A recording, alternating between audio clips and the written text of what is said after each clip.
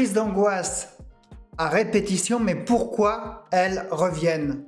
Vous pensiez que c'était terminé. Vous n'aviez plus de crise, qui est calme.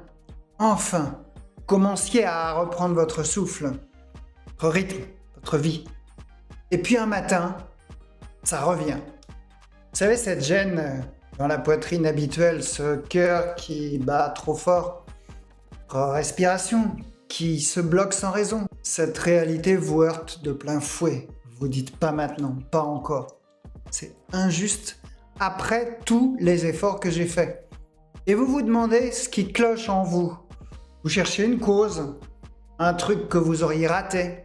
Mais, écoutez-moi bien, si ce n'était pas ça, si le problème, ce n'était pas vous, mais ce que votre cerveau a appris à faire pour vous protéger, ce que vous vivez n'est pas une rechute, c'est juste un automatisme, un vieux réflexe de survie que vous pouvez commencer à désactiver dès aujourd'hui et je vais vous montrer comment.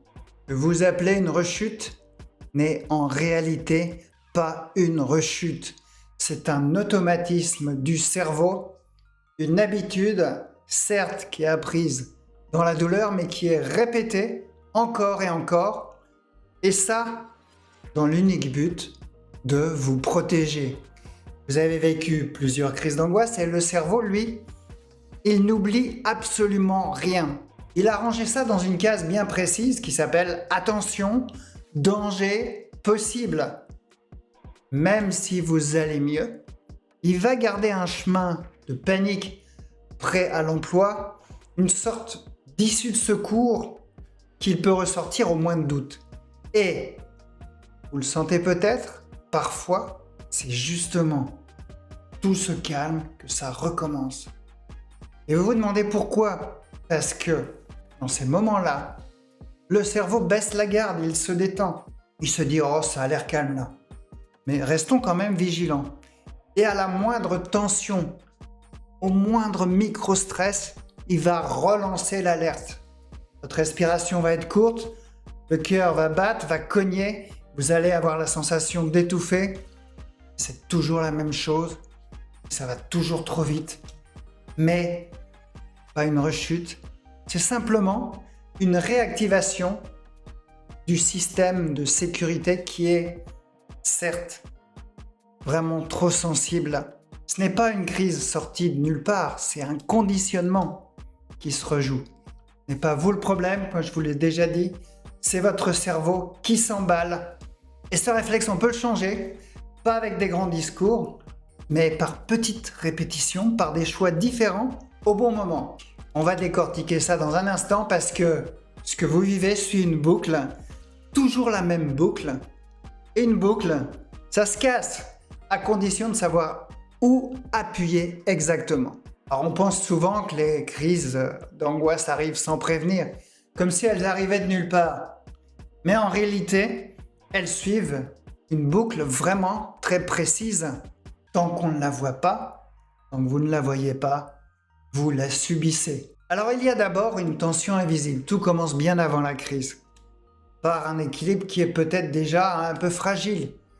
Pas vraiment un gros stress, plutôt une accumulation de petites choses comme de la fatigue, surcharge mentale, les hormones en vrac, une mauvaise nuit. Le corps est plus réactif, plus sensible. Mais comme tout ça se passe à l'intérieur de vous, vous ne le remarquez pas toujours. C'est juste cette sensation d'être un peu plus à vif que d'habitude. Vous voyez de quoi je parle? Et c'est là que tout commence.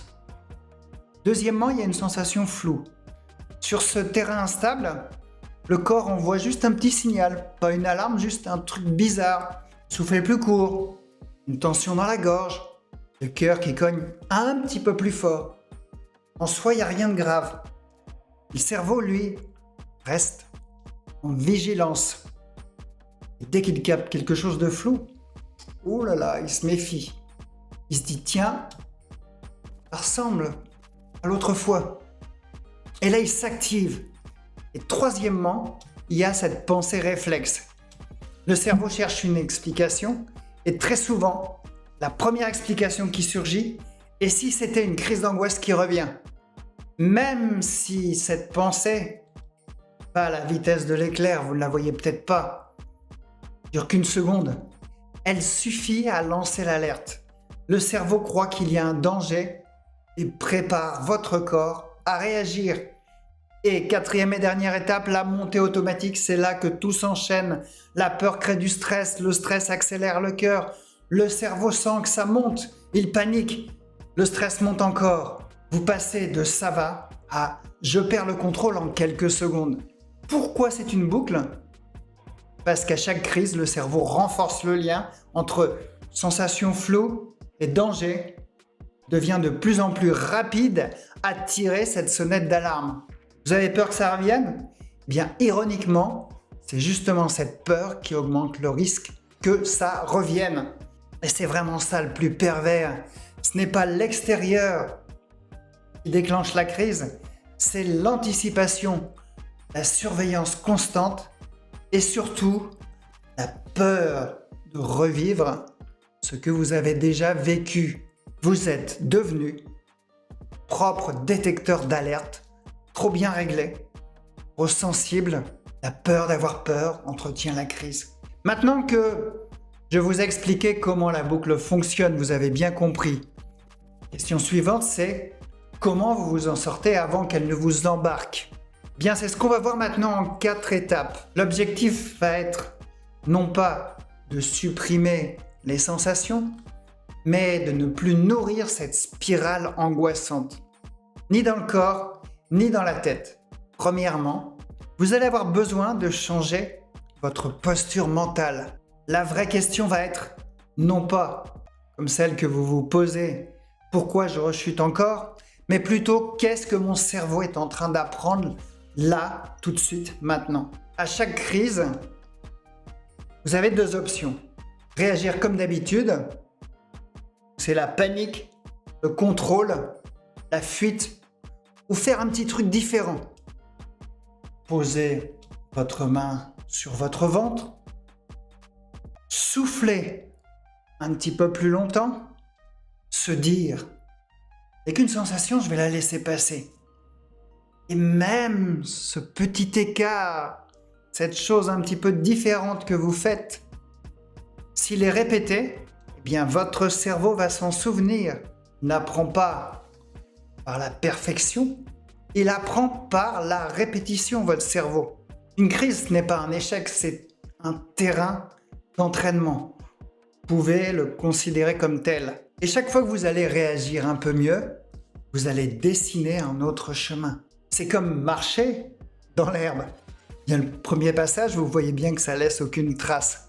Mais à force de repasser, eh bien vous allez créer un sentier. Eh bien le cerveau, il va fonctionner de la même manière. Deuxièmement, vous avez besoin vraiment de sortir du piège du tout ou rien. Soit je suis sorti des crises d'angoisse, soit elles reviennent et je suis foutu. Bien cette pensée-là, elle sabote tout. Elle transforme un petit inconfort que vous avez banal en un échec total. Cœur s'accélère, et bien vous vous dites ça y est, je perds le contrôle. Vous avez une sensation bizarre, j'étais mieux, vous vous dites mais en fait non, c'est pas ça, ça revient. Et c'est tout ce dialogue interne qui est problématique. Ce qu'aller mieux, c'est jamais linéaire, une convalescence. Il y a des jours ça va, d'autres jours ça va pas. Ce qui compte, ce n'est pas de vous dire est-ce que j'ai rechuté, mais est-ce que j'ai un petit peu mieux géré qu'avant? Et si vous avez mieux géré, ben c'est un progrès énorme pour moi. Quelqu'un qui réapprend à marcher ne court pas tout de suite, trébuche, il se fatigue, il a des doutes, mais chaque pas, même maladroit, va faire partie du chemin. Ce n'est pas la chute qui compte, c'est la façon dont vous allez repartir. Troisièmement, vous avez aussi besoin d'anticiper les phases à risque. Le paradoxe dans tout ça, c'est que vous l'avez vraiment vu, c'est que les rechutes arrivent souvent quand tout va mieux. Pas pendant la crise, mais juste après. Pourquoi? Parce que vous avez tendance à tout relâcher. Vous oubliez tous les bons outils qu'on vous a donnés et vous vous dites « c'est bon, tout ça c'est derrière moi, je laisse tomber ». Et vous reprenez votre vie trop vite, trop fort. Mais le corps, lui, n'est pas encore stabilisé. Le cerveau, il est toujours en veille. Il peut relancer l'alerte à la moindre tension. Et le bon réflexe alors à ce moment-là à adopter, bien c'est ralentir, observer, comme un sportif qui revient d'une grande blessure. Il recourt, oui, mais il ajuste, il dose. Alors, et même il va courir pendant 1 minute et marcher pendant 1 minute. Il ne va pas partir sur un marathon dès le premier jour. Bien avec les émotions, c'est pareil. On avance, mais on reste toujours à l'écoute. Quatrièmement, ça c'est vraiment important, écoutez bien, c'est travailler le fond. Gérer une crise, c'est utile, certes. Mais si vous ne faites que ça, vous restez en mode pompier. Vous éteignez les flammes sans vous occuper de ce qui les allume. Ce qu'il faut, c'est aller à la racine. Et cette racine, elle est souvent invisible. Elle se cache dans 3 choses. Les pensées automatiques. Ce sont ces pensées qui surgissent en une fraction de seconde sans que vous ayez le temps de les analyser. Elles viennent interpréter une sensation, un signe corporel, un doute. Et très souvent, elles tournent autour du danger. Et vous vous dites, si c'était grave, si je perdais le contrôle, et si ça recommençait, même si vous ne croyez qu'à moitié dans ces pensées, elles déclenchent l'alerte émotionnelle et la crise. Et le cerveau ne fait pas la différence entre une pensée et un vrai danger. Il réagit tout de suite. Deuxièmement, ce sont les habitudes anxieuses. À force d'avoir peur, vous développez des réflexes de protection. Ils sont rassurants à court terme, ils vont vous épuiser sur le long terme. Vous allez surveiller votre corps, prendre 10 000 fois votre tension, chercher à anticiper le danger, éviter tout ce qui vous dérange, tout ce qui vous fait peur. Eh bien, tout ça crée une tension de fond permanente. Un état d'alerte silencieux, certes, mais constant. Et dans cet état, le moindre petit signal peut déclencher la crise. Troisièmement, le besoin de contrôle.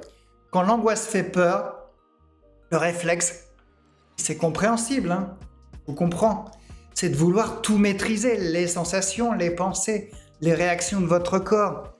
Mais plus vous essayez de contrôler, plus vous devenez sensible à ce que vous ne contrôlez pas.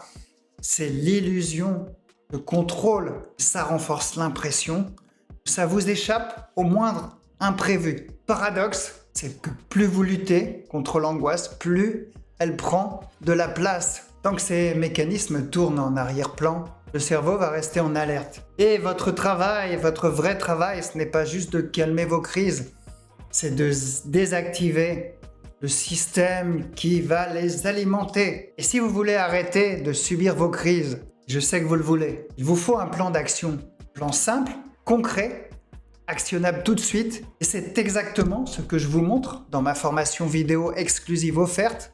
Vous y verrez, pour travailler le fond justement dont on parlait, vous y verrez comment stopper une crise dès les premiers signes, sans paniquer ni fuir, sortir du cercle vicieux de la peur que ça recommence, refaire confiance à votre corps, même s'il vous a beaucoup de fois trahi, et surtout réduire la fréquence et l'intensité des crises. Sur le long terme, si vous êtes fatigué de vivre dans les peurs de vos sensations et que vous cherchez cette méthode simple et efficace, le lien est en dessous dans la description ou dans le lien qui apparaît là ou là.